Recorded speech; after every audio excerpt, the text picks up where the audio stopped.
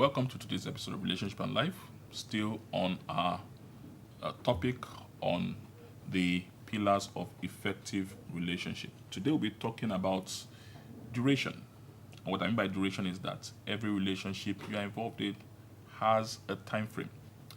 A story in the Bible, Songs of Solomon chapter 5, you start reading from verse 2 to verse 7. It talks about a woman, she spoke about herself and her lover, and her lover had come to see her, and the lover was knocking the door, calling her to open the door. But for some strange reason, she didn't respond, and she waited and waited. By the time she finally finished and went to the door to open the door, the Bible says that the lover had gone, and she looked for him everywhere. She couldn't find him. She went into the street looking for the lover, but the lover was gone. She fell into the hands of some security folks, and they really beat this woman, and that was it. And it's a sad story because it communicates the fact that there is a time for everything. Ecclesiastes chapter 3 says there's a time for everything under the sun. So because she did not respond to the call of that relationship at that time, she lost out. Every relationship has a time. Now, the Bible says there is a time to every purpose under heaven. And now remember, the very first principle we spoke about, the very first pillar we spoke about is a pillar of purpose. So there is a time to every purpose under heaven. Every relationship is time bound. Even our life as human being is time bound. So if your life is time bound, obviously your relationship must be time bound. And it's important you understand that. Now, it's a bit tricky because usually they don't put a seal of time and say, oh, this relationship is supposed to last between this time and this time. But as you understand purpose, you have an idea of the time of every relationship. No relationship lasts forever. It's important you understand that. No relationship lasts forever. When I entered primary school, I had a certain time they expected me to leave primary school. So my relationship with my friends in primary school, my relationship with that school, with the teacher and all that was for a certain time. After I left that, they expected me to move to a secondary school. It was for a certain time. After that, tertiary institution was for a certain time. Even when you work, there is a certain age beyond which you cannot work. Maybe 65 years or 70 years or 35 years or something. There is a time for every relationship. So if it's a workplace relationship, they say you have 35 years to work with us, or you cannot work with us until after age 65. Every relationship has a time, and you must understand the timing. Now, marriage, my understanding, is the only relationship that says till death do you part, that is forever. Now, the timing of each relationship helps you understand the importance of that relationship. So when you understand the purpose, you understand the time of relationship, and you invest the amount of time in that relationship. When God was talking to Abraham again, Genesis chapter 17, in verse 7, Genesis 17, verse 7, this is what God said to Abraham. He said, and I will establish my covenant between me and you and your descendants after you in their generation for an everlasting covenant, to be a God unto them, to be a God to you and to your descendants after you. God said, Abraham, the timing, the duration of this covenant between me and you is forever, is an everlasting covenant. I'll be God to you. The covenant will go with you and will go with your children forever. Even Jesus Christ, when he came under the covenant of Abraham. So the covenant is still running. That relationship is still running. So the question is this. Do you know the duration of the relationship you are involved in? Do you understand the time to commit to that relationship? Like I said, no relationship lasts forever. If you understand this, then you are not too disappointed, you are not frustrated, you are not angry when some relationships end. Why? They were not meant to last forever. Again, when you know the relationship that's supposed to last forever, then you know the kind of input you need to put into those relationships. Now, we'll take a break now. I'll be back discussing this after the break. Please don't go away. Experience God's life, light, and love as you join our church family this Sunday at the Helpers House. Venue, Court C Event Center, 171 Bagada Oworonshoki Expressway, beside EcoBank, opposite UBS, First Pedro Bus Stop, Bagada, Lagos. Time, 9:30 a.m. The decision on whom to marry is perhaps one of the most important decisions that you can make in life. Unlike any other decision you make in life, the decision on whom to marry has a far-reaching direct impact on your life. Sadly and unfortunately, most people fail to prepare adequately for this all too important life decision. In this book, Before You Say I Do by Adeniyi Adekunle. You will find points to consider before proceeding to the marriage altar and down-to-earth practical questions to ask yourself before saying I do. Welcome back. We're talking about the pillars of effective relationship, and today we are looking at durations of relationships, that every relationship will or should have a duration. I spoke earlier that I said, for instance, if you are working in a company, usually they will tell you need to work for about 35 years, or they work for maybe till age 65 or thereabouts. And after that, the relationship with that company will usually change. So no matter how wonderful you love the company, no matter how dedicated you are, at a certain age, they will tell you to go. And once that time comes, you should go.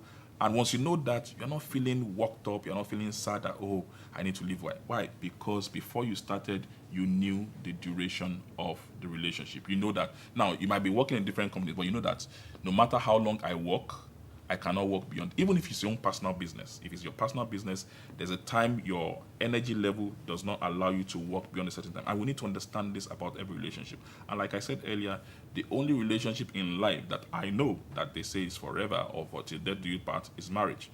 So once you understand the duration of a relationship, then you understand the kind of investment you should put in that relationship.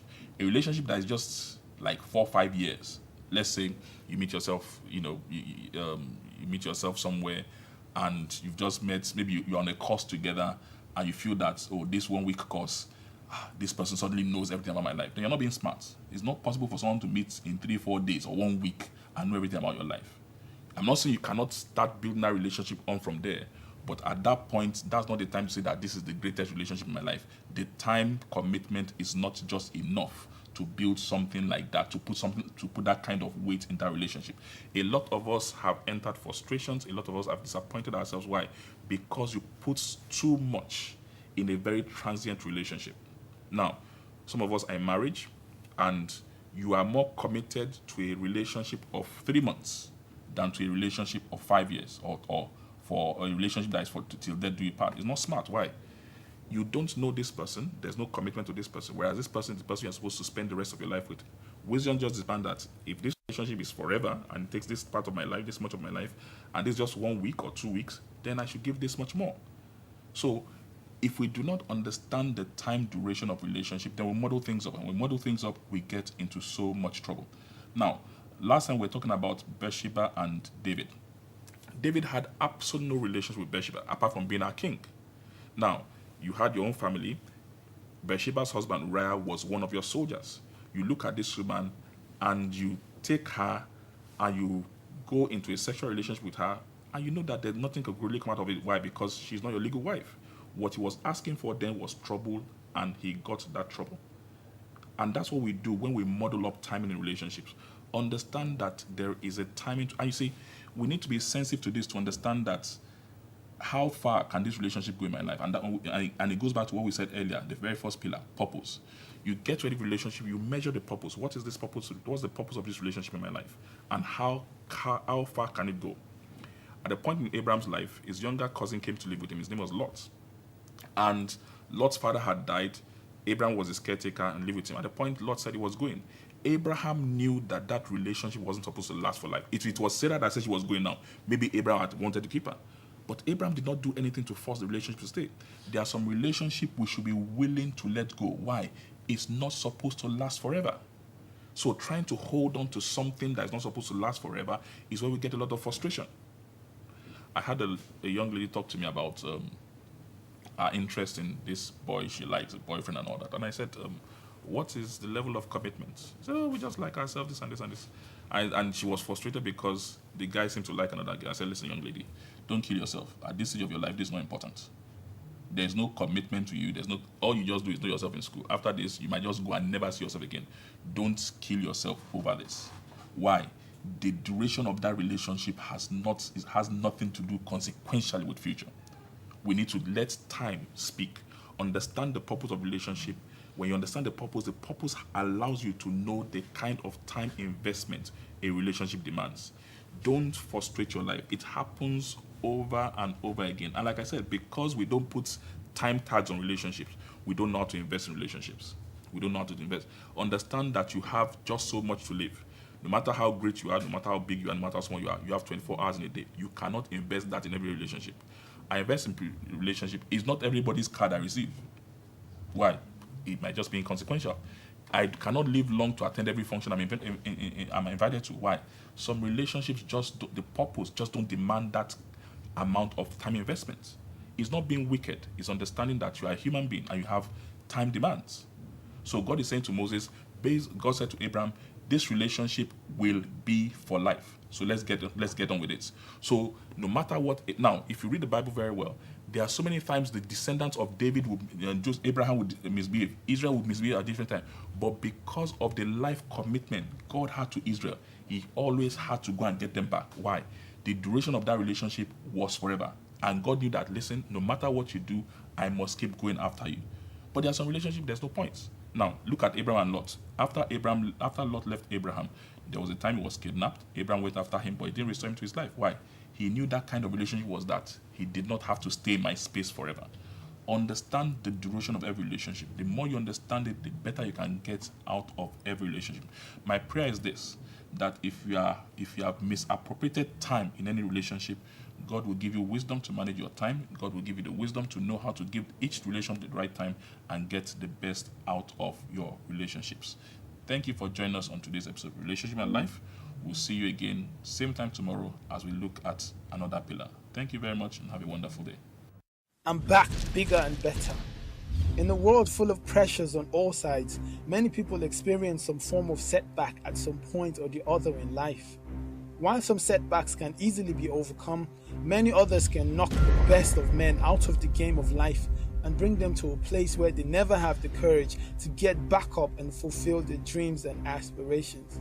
In this book, I'm Bigger and Better by Adeniyi Adekunle, learn scriptural strategies that will help you turn setbacks into comebacks, help you rise every time you fall, and help you fulfill your dreams and aspirations.